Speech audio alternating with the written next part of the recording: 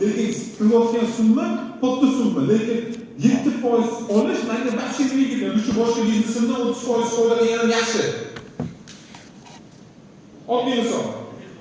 Endi haligi byudjetga qarab turib olmayman. Ya'ni men 1 yil emasda, meni maqsadim nima edi? Marketing xarajatlarini kamaytirib, marketing katta pul ketyapti. Agar shu xarajatlarni kamaytirib, men bunga qaratsam, men kelajakdagi pozitsiyamni qo'shadi. Hozir uni tushuntiryapman. Hali byudjet qildi, o'sha yerda marketing xarajatlari bor. Menga taxminan 30% tushyapti.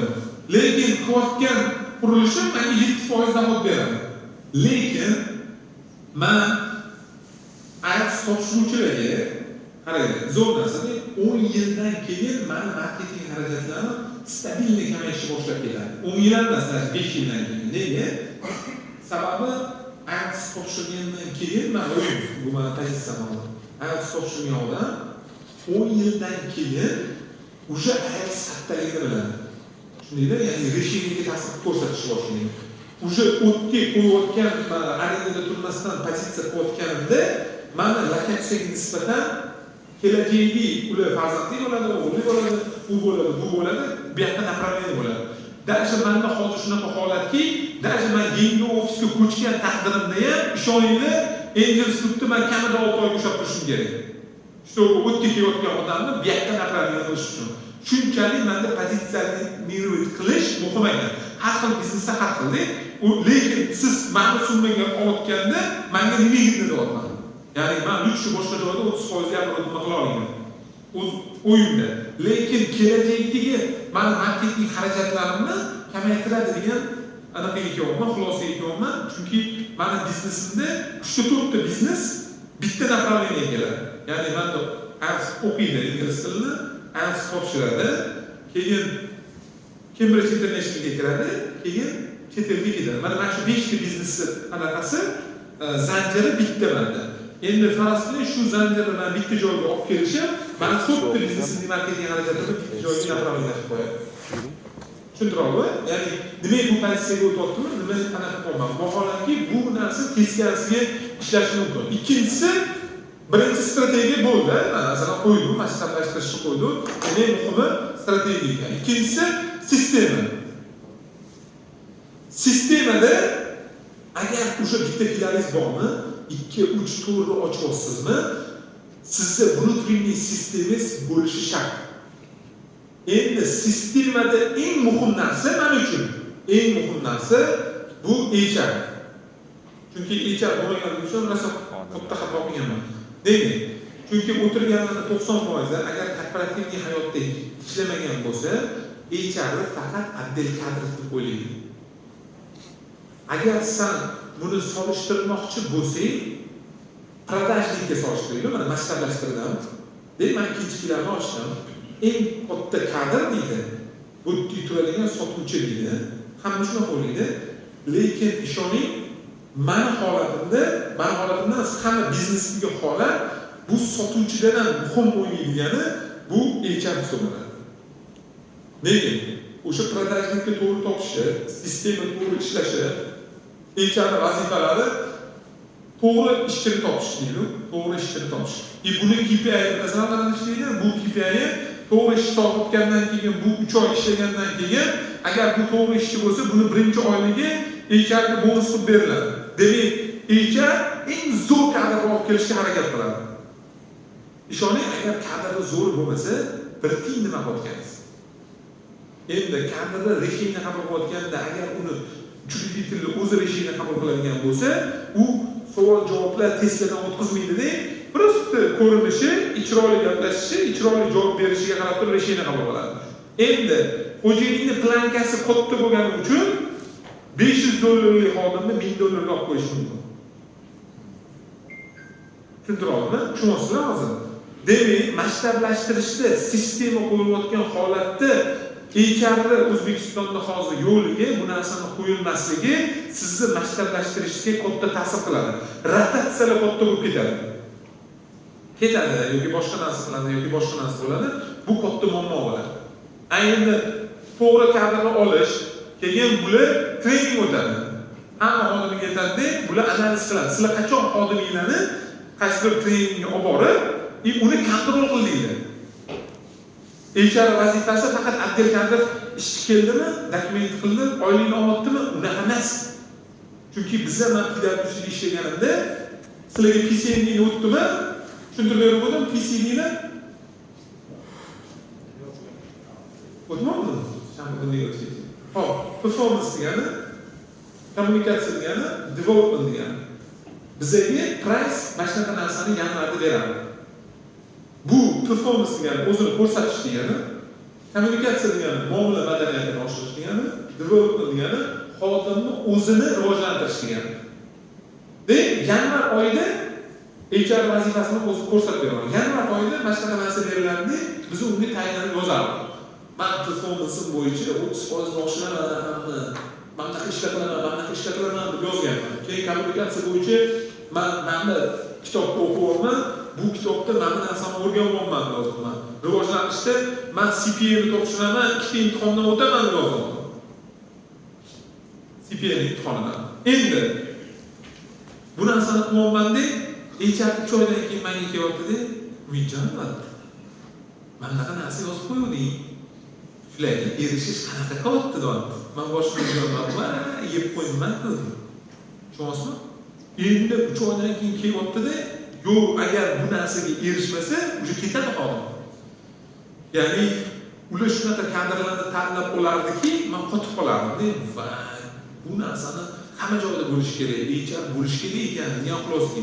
Chunki bu narsani qo'ygandan keyin maqsad qo'yildimi, 3 oy har kvartal xodimni boshqarib turibdimi, effektivnisi tekshiradi. Qanchalik bu effektivlik. Masalan, men price ishlaganimizda $3000 olsa, kamida 30,000 qilib olmagunicha 3000 bo'lsa, 30,000 qilib olmagunicha anaqa qilmasdi. Sana effektivlikni tushib ketyapti dedi. Uni keyin to'g'ri yo'nalishida даже masalan HRni haydash ham bor-da, HR vazifasida xodimni haydash ham bor. Bizda nima bo'ladi? Direkt xo'jayinlarga bu sen ishdan bo'shamaydi. Bu eng katta xato. Chunki hech qachon u pozitivga ketmaydi. Hamma o'zini aybini ko'rmaydi, xodimni bilmaydi. Lekin sizlar HRni sistema qilib, bunaqa narsalarni qo'yib turib, xodimni keyin boshqarsangiz, keyin bu narsaga erisha oladimi? Uni HR ishdan bo'shatdimi? Demak, xo'jayinga ta'sir bo'lmaydi uni. Xo'jayin oldiga kirganda, "Ukam, o'zi mana bu yozibsan, mana bo'pti, mana qiyansan, shu narsaga erisha oldingmi?" Uzr endi. Adetlarda shunaqa bo'libdi. Nazar yaxshi qilaman. Yaxshi bo'ldi. Demak, HR vazifasi mashqlashtirishda juda ham katta rol o'ynaydi. Sizda o'sha 20 ta xodimdan tepasini, demak, HR olishingiz kerak. Odatda, lekin bitta lokatsiyada ishlayotgan bo'lsangiz, unaqa katta ta'sir bo'lmaydi. Ya'ni doimiy to'lab turishda anaqa bo'lmaydi. Lekin o'sha siz qaror qilyapsiz, sizni o'sha mashqlashtirish ketyaptimi? Demak, HR bo'lish kerak. Biz chunki bizning xulosamizda, ko'p odamlarning xulosasida HR bu adil kadr deydi, adil kadr o'sha sessiya paytga holatda ko'zini oldiga keltiradi. O'zi asli bunaqa. Bu aksi ikkinchi katta muammo. Mana oddiy misolman Mastrobi bizada hamma xodimlarni analiz bering dedim-da. Ya'ni men hali yozganim bor, disk bo'yicha yana bitta analizni men update qilib, yangi xodimga keldi. Okey, bu Mastrobi analiz berdi, men to'liq informatsiyani keltirib berdim. Endi biz hozir KMP'ni olib kirdik, HRni ham qachondir konsalting qilamiz, даже texnik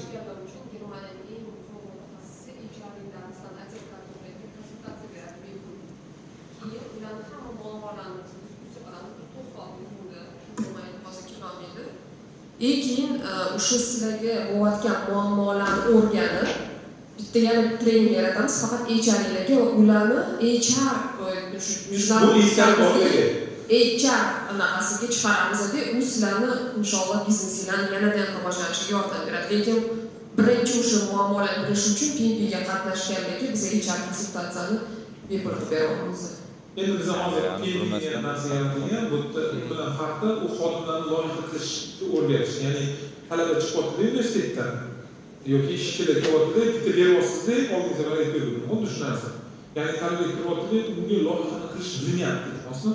Ya'ni tadbirkor xohlayotgan ishchi-yu, ishchi xohlayotgan tadbirkor yo'q. Orada katta bo'shlik bor. Bu bo'shlikni bizning maqsad kamaytirish. Bu narsani qanaqa kamaytiramiz deganda, o'sha keyin videoda hozir Shveysariya bilan shartnoma qildik. Bu korporativniy amalga o'tiryapti. Bu 107 yil o'rgatyapti. Tushunasizlar? Akfaga hozir подписаться. Birinchi hafta только menejerni beryapti. Akfa полный 7 dollar necha zanida 14-dan 18gacha yozilsa nimasi yaxshi. Hozir Germaniyadan ham kompaniyalar o'zini odamni yuboryapti bo'tga, chunki bizda Toshkentda o'tirayotgan narxi Germaniyadan 5 barobar arzon. Germaniyadagi kompaniyalar sразу aytyapti, chunki hozir partnerskiy отношения qilib biz bu anaqani hozir nemislar kelib bu to'qigan vaziyat bo'ldi. To'g'risi bizda hech o'ylamadim, lekin haqiqatda shunaqa bo'ldi. Chunki turish hamma narsa arzon tushib turibdi. Eksport. Yo'qmi?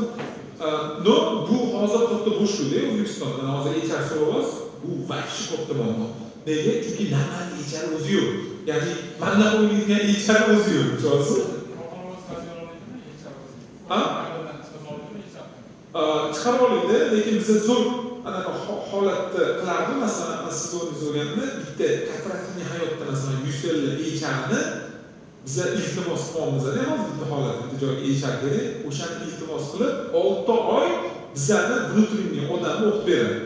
6 oy. O'zi shu 100% ishlaydigan bo'lgandan keyin amni pulini uzmoqchi. Ya'ni biz qo'shimcha tajribasi bor odamlarni to'laymiz 6 oy, keyin endi bu muammoni ko'ryapmiz-da, mahsulotni bosing, HRda yaxshi katta muammo bor.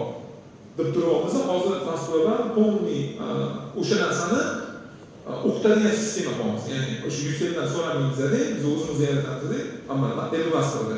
Bu narsani o'rgatib odamlarni chiqarib anaqa qo'ydim. Bitta qo'shimcha qilmoqchiman. PNPda masalan hozir ko'rsatib ketyaptilar, hamma narsa qattiq xato qilishingiz nimaga olib kelishi, qattiq xato qilmangiz qanaqa vaziyatga olib kelishini PNPda ko'ra olasizlar o'ynab. O'shaning uchun juda qiziqarli bo'ladi hamma uchun. Savolingiz?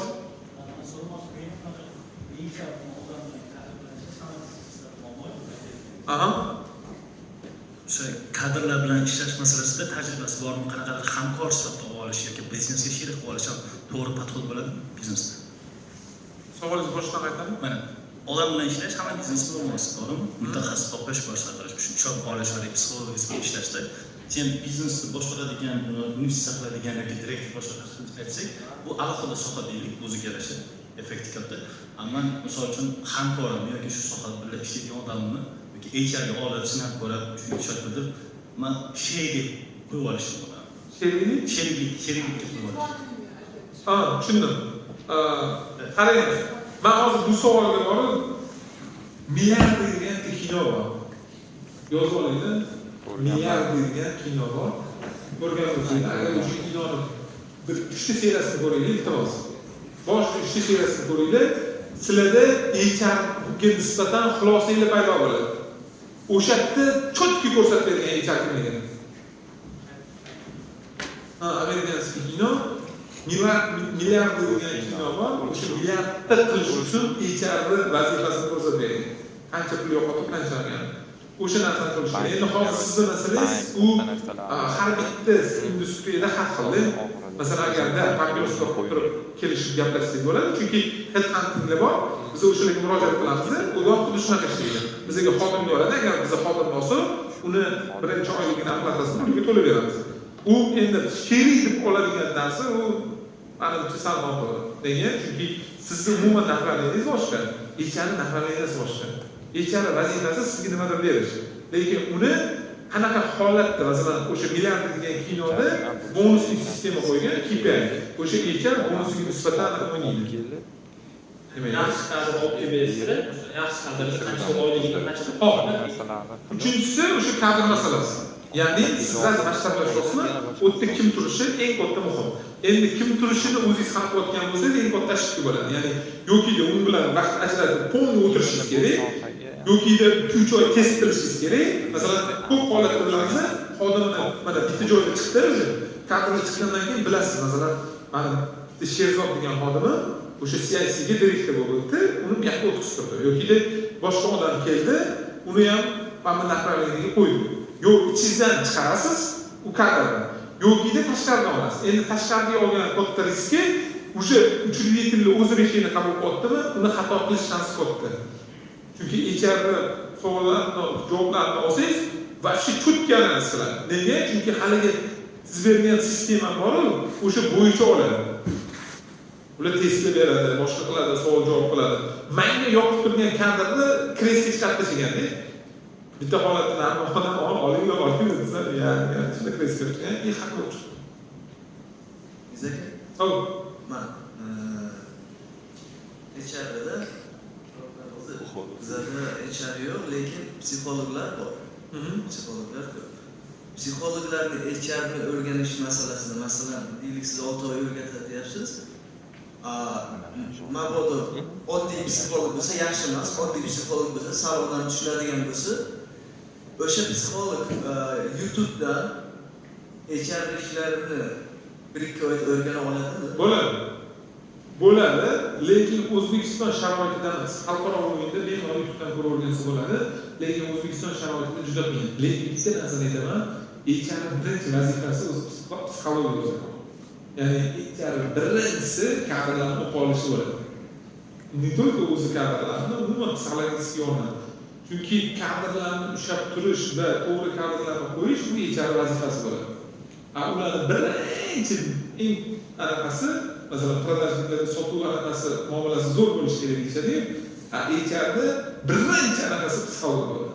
Ya'ni psixologik kuchli biladigan anaqa bo'lishi kerak.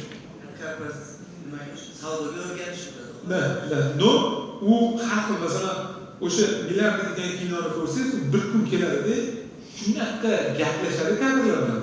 Chiqib borib 10% ishlaydigan bola 100% ishlaydi. Ves komanda bitta o'zi bo'lganligi uchun. Boradi, prezentatsiya treningni shuni olib beradi, davay bola deydi. HR, davay bola bitta chiqadi, anaqaga chiqarib yuboradi. Keyin ular bir yilda bir marta anaqa karta o'ynaydigan bo'ladi. Mayli, boradi, hamma konkurentni yig'iladi, o'rtaga katta pul tashlashadi. Bitta HR yonida turishi o'sha o'yinni yutishiga sababchi bo'ladi. To'xta deydi, mana shunda HR bilan gaplashib deydi, shunda HR psixolog-ku HR. Shunda chiqadi, nima qiladi, aldamabdi deydi. O'sha bilib bo'lgan, bu HR o'qib bo'lgan.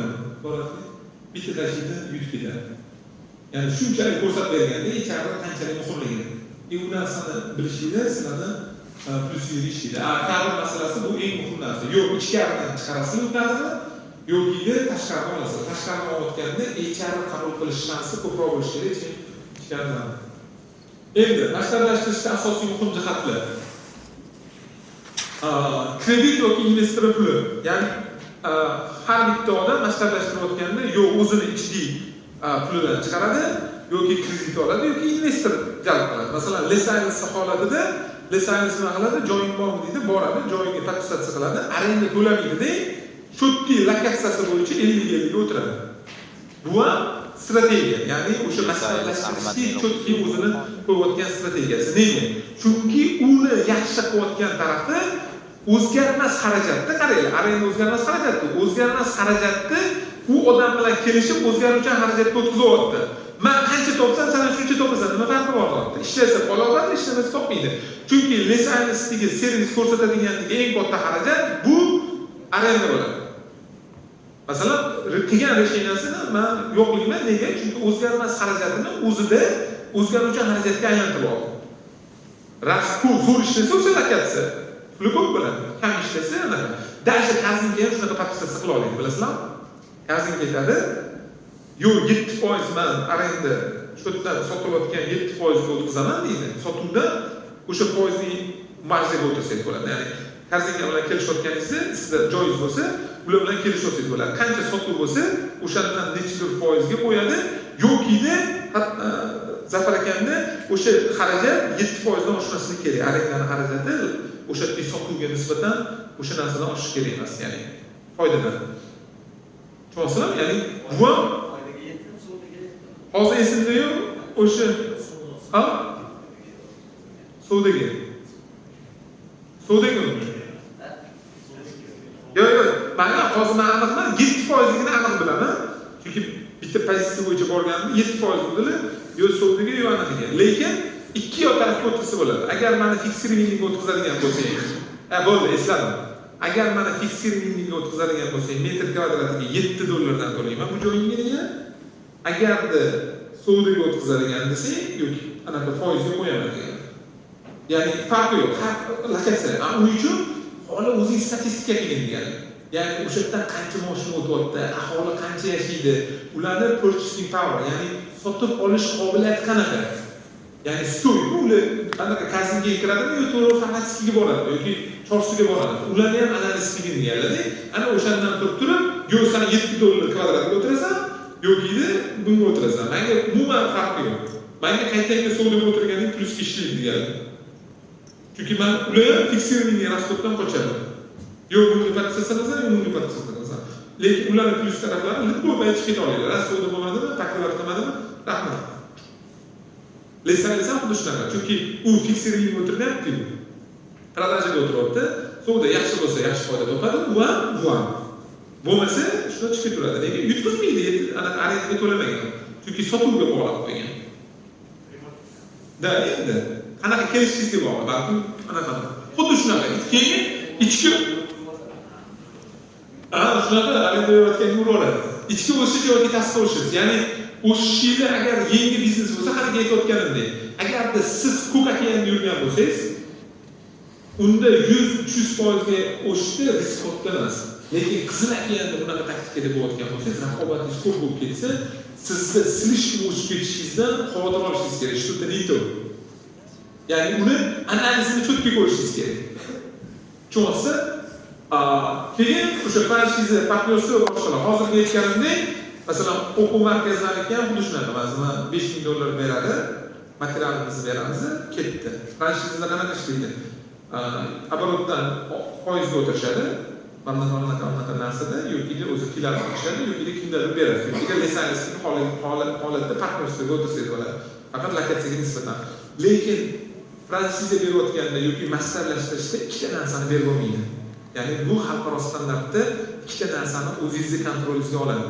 Walmart bo'ladimi, Amerikadagi katta gigantlar bo'ladimi, ikkita narsani kontrol qiladi. Masalan, o'zimda ham IDPni qilaman, Cambridge qilaman yoki boshqa narsa qilaman, ikkita narsani hech qachon bermaydi. Reklama bermaydi. Ya'ni reklamada ularning standartidan chiqib ketishi mumkin emas. Даже men logotipni qo'yib o'tganimda men birinchi tasdiq olaman, keyin reklama qilaman. Ya'ni siz ham maktablashtirishda kengayotganingizda buni u odamning anaqasiga bermaydi. Chunki reklama qilayotganda sizni minusingizga ishlab olib ketishi mumkin. Bu bitta lokatsiyaga nisbatan ta'sir qilmaydi-da, har bitta ochgan lokatsiyasiga qarab o'ynaydi. O'shaning uchun ya'ni nima bitta reklamasida parod qilib qo'yadi. Teskarisiga ishlab ketib qoldi. Masalan, Murod aka aytib berdi, Murod bildingda qaysidir zdaniyalarni news filmga chiqib ketib, nima bu faqat boylik uchunmi? Asli qo'shni bo'lamizmi? Nimalar degan? Qimmat qo'shnilarni qanaqadir chiqqanida o'sha o'zlari aytib bergan. Mana newsni ishlagan, shu narsa bo'lmagan. Ya'ni aytmoqchi bo'lganim, reklamani maktablashtirayotgan paytda head office, ya'ni o'sha xo'jayin kim bo'lsa, o'sha qaror qabul qilish kerak. Sifatda, ya'ni berayotgan materialdagi sifat bu ikkita narsa bo'lmaydi. Ya'ni pastki taraf deydi, ya'ni front bilan back degani, back office bu sifatda berilgan narsa bo'lsa, frontki bunaqa narsa. Ya'ni siz unga nimadir sotasizmi, materialni yoki оборудованияni, lesangiz ham o'zini оборудованияsi o'zining narsasi bilan kelib qo'yadi. Sifatga nisbatan. Reklamani ham bermaydi. Mana shu ikkita narsani maktablashtirishda просто bermaydi. Ya'ni qiyin desangiz minus ishlab ketadi. Chunki bitta lokatsiyadagi reklama bo'lgan hamma lokatsiyadagi reklamaga ta'sir qiladi. Keyin u mana pastda kichkina raqamlar bilan yozganimizni biz o'tdi, ya'ni maktablashtirishda konsolidatsiya qilish. Chunki siz qanaqa ketayotganingizni bilishingiz kerak. Qaysi ko'chki plyusda, qaysi ko'chki minusda, qaysi ko'chki plyusda, minusda bo'lganini konsolidatsiya qilgan oldingi temamizdagi ko'rib o'rganishingiz kerak. Hikoyani to'g'ri qo'yish kerak. Bu keyingi darsimizda chuqur o'rgatamiz. Quloqni ko'rsatdi, ya'ni har bitta tahlilni to'g'ri amalda bajarishingiz kerak. Bitta firmani boshqarish muammosi emas, lekin 6 ta bo'lsa raqamlardan o'qishni o'rganish kerak. Ya'ni bitta firma bo'lgan paytingizda bemalol raqamlaringizni bilasiz, lekin maktablashtirish ketganida o'sha raqamlarda adashishni boshlaysiz. Даже siz lisansiyaga partnyorlik qilayotgan paytingizda agar ular o'sha operatsiyonni bajarayotgan bo'lsa, bizda наличка biznesi ketayotgan bo'lsa, ana оборотni ko'rsatmasligi ham mumkin. Tushunyapsizlarmi? Ya'ni har xil holat bor. Ana unda qanaqa tahlil qilinadi? Chunki lisansiya ko'tarib keladi, anaqa to'g'rini o'zi beradi. Demak, to'g'rini sotilishiga qarab turib продажаны operatsiya qilsangiz bo'ladi. наличка sotadi, pensiyaga sotadi, farqi yo'q. Demak, siz maktablashtirishda siz raqamlarni to'g'ri o'qishingiz kerak. Chunki sendiran xuddi shunaqa. Sotadi, siz agar franchiza bergan bo'lsangiz, продажаga o'tirgan bo'lsangiz, ular hayotda naqdga sotilganini kesatsa qilmaydi. Uni qatdan bilasiz? Siz strategiya qo'yib, agar siz sifatli ishlaydigan bo'lsangiz, sertifikat mendan chiqadi deysiz. Har bitta student keyin o'qigandan keyin sertifikat olib bitirish kerak. Nimadir bilan bog'lashingiz kerak. Uning uchun tahlilni to'g'ri qilishingiz kerak. Ras maktablashtirishda birinchi etapda strategiya qo'ydingiz, sistema qo'ydingiz, kadrlarni qo'ydingiz. Endi finansiy tarafga kelganda yo investor topasiz, xuddi lisansiya yoki partnyor topasiz, yoki kredit olasiz, yoki o'zingizning foydangizdan chiqasiz. To'g'rimi? Uchala holatda, lekin o'sha narsada to'g'ri ishlashi uchun sizda nima bo'lishi kerak? Tahlil bo'lishi kerak. U tahlilni to'g'ri qilmasangiz, oldingi safarda ko'rsatgan ARC sistemasini to'g'ri qo'yib bermasangiz, avtorizatsiya, rekord keeping kassadagi продажа bilan shug'ullanayotgan u sistema to'g'ri qo'yilmasa, уже minusingizga ishlaydi ulakasi. Nega? Chunki hamma kallasi bor, to'g'ri ixtisoslashtiradi. Sekin-sekin уже chapga, o'ngga yurishni boshlashadi. Bu pul bu yoqqa, bu pul bu yoqqa o'tib ketish. Xo'p, bizda 12 dan 36 minut o'tibdi.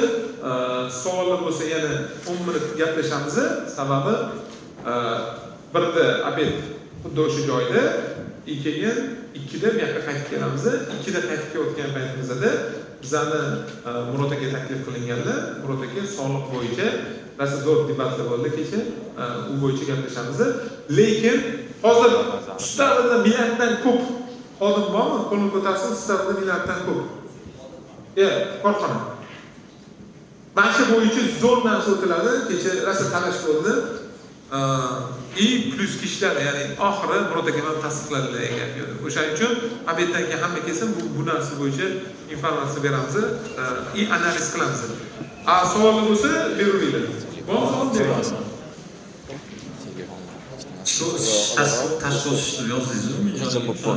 Yozilib oldi. Tashqi o'sish. Ichki o'sish, tashqi o'sish, men hozir aytib o'tdim. Ichki o'sish bilan tashqi o'sishda qarang.